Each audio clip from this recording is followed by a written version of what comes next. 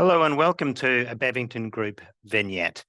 The purpose of these is to give you a very short presentation, 15 minutes or just below, with an explanation on a particular issue which is relevant at the moment. And the reason for this particular presentation is to reintroduce you to the concept of process debt and the importance of fixing your processes in a world where costs are rising and it can be hard to recover the other side of the equation, revenue or funding, depending on who you are and what type of organization you've got. And in these particular circumstances, the waste inherent in processes is a place to go to free up costs. And there are many other benefits for doing so as well. But before I get stuck straight in, I'm Roger Perry. I'm the CEO of the Bevington Group, and it's a pleasure to present this. And I'd just like to recognize that the work behind this is not just me, but many members of the fabulous team that I'm happy to be a member of. Now, I will pause to pay my respects to the traditional owners on the land from which I'm broadcasting.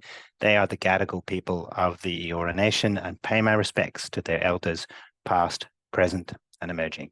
Now, on to addressing process debt. So today we're going to cover what is process debt, how may process debt be hurting your organization, how and why to pay down your process debt. We'll cover all three.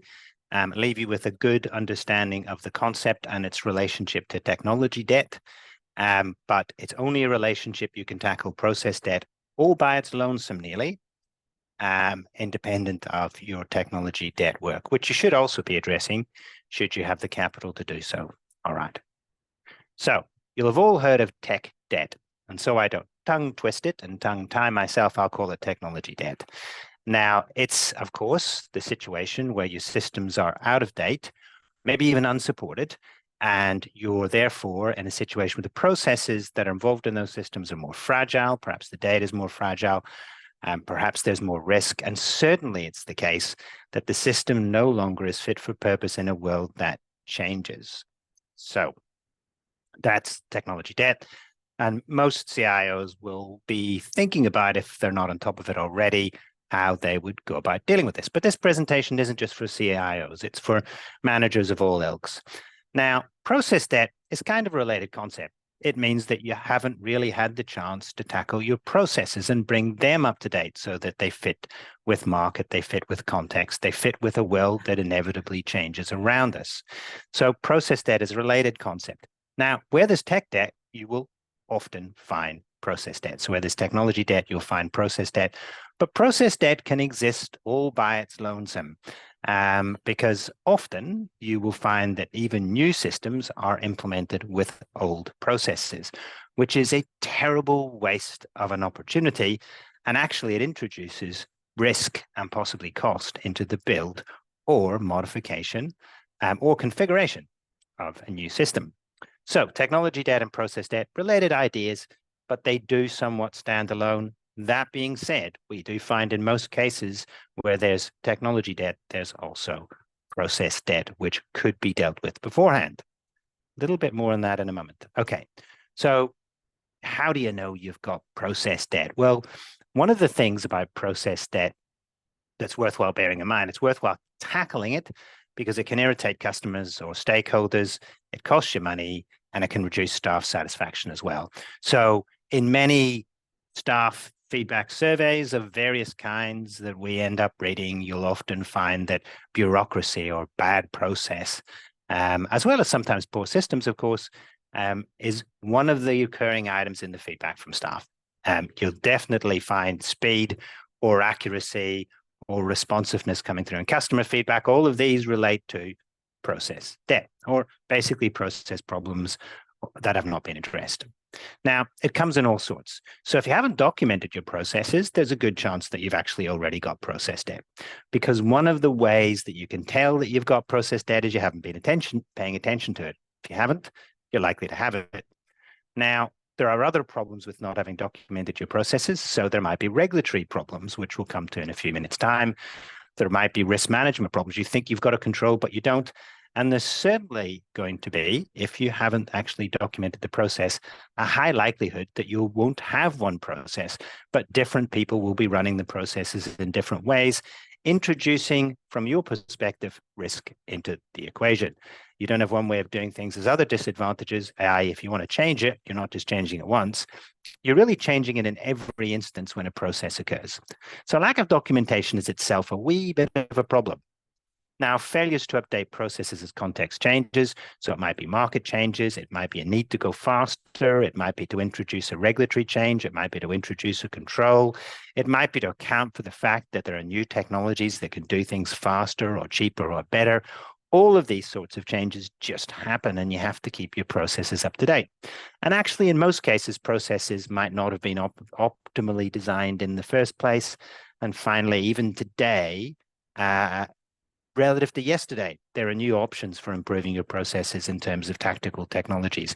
You don't need a major systems change to, for example, introduce bots. And of course, that does lead me to lack of process automation. So often people have thought they need to do a large core system change to automate processes. That is no longer the case. That doesn't mean a large system change is a bad idea. Lots of situations where you're really forced into it. But notwithstanding that, there are tactical opportunities that are now available that just didn't used to be available. They're just getting better all the time. And we have separate webinars on how those tactical technologies work.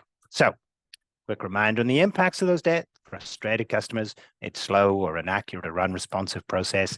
So it directly relates to customer journey maps, irritated staff, unnecessary risks, increased costs, revenue impacts, and the costs happen because the process is inherently ineffective, or you have multiple processes. So variation in processes generally equals cost. Okay.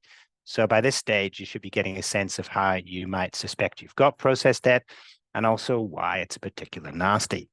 But the flip side of the nasty is a fabulous opportunity.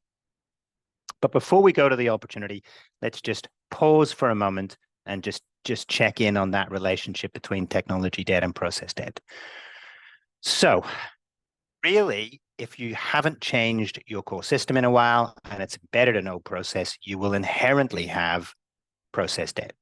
What people often do is move forward with technology debt remediation without having paused and thought about the process first. There are a number of problems with this. One, there'll be a missed benefit because if the process is old and the thinking is old and the thinking is not contemporary, you'll have missed a trick when implementing the system from a customer perspective, for example. Now, the other problem, though, is older processes and clumsier processes tend to be more complicated, and or they tend to leave things out, like really good controls. Now, the complicated bit actually increases the cost and risk of your system build or configuration. Even if you're only configuring, you still have to test the system, and that will increase the cost. So risk and cost will go up.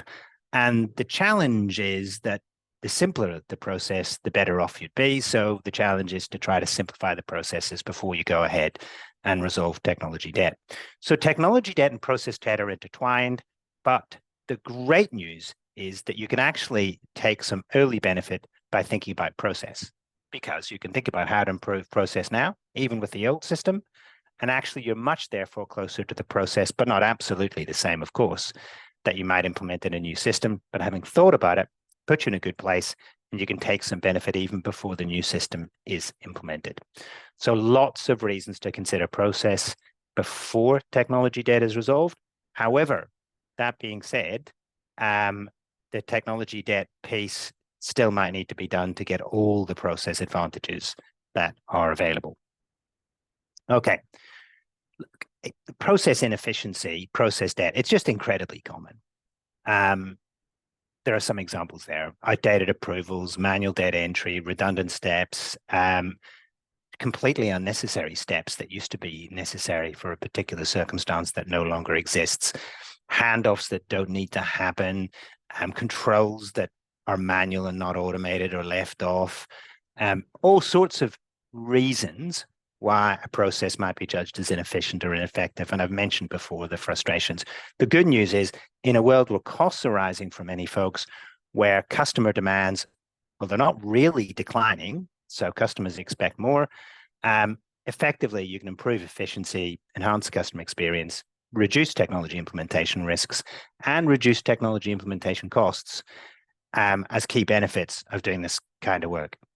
From our perspective, it's a no-brainer. course, we're a bit biased. We do this work for a living along with operating model work, but notwithstanding that, it's a great business case, particularly when margins are being squeezed or budgets are being squeezed, or both. Okay.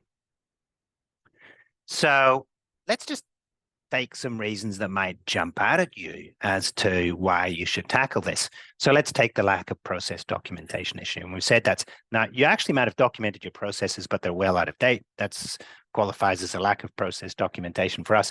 Or you've got them documented, but they're just not the best processes.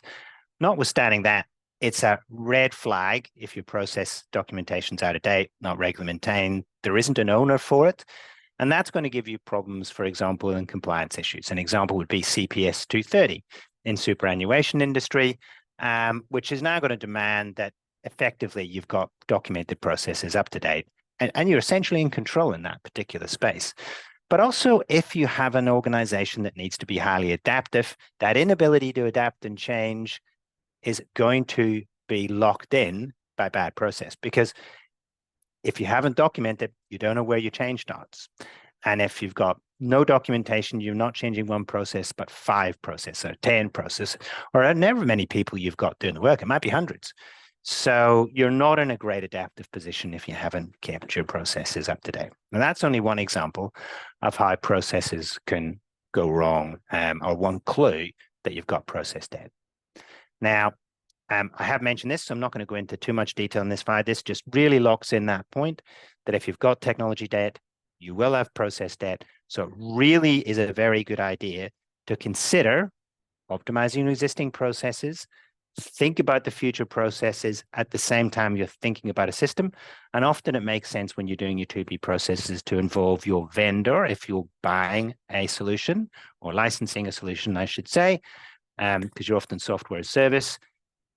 Talk to them about what options they have available so you can think through what's a really contemporary process that takes advantage of your system. Now, this is a very important point because most customers that we come to initially are not actually taking full advantage of their technology. They can do things with the tech stack they've got that really could help their processes reduce their costs, reduce their risks, improve their customer experience, improve their staff experience, and just not happening. The other great piece of news at the moment, and this is only a scattering of options, there are great process mapping tools now available.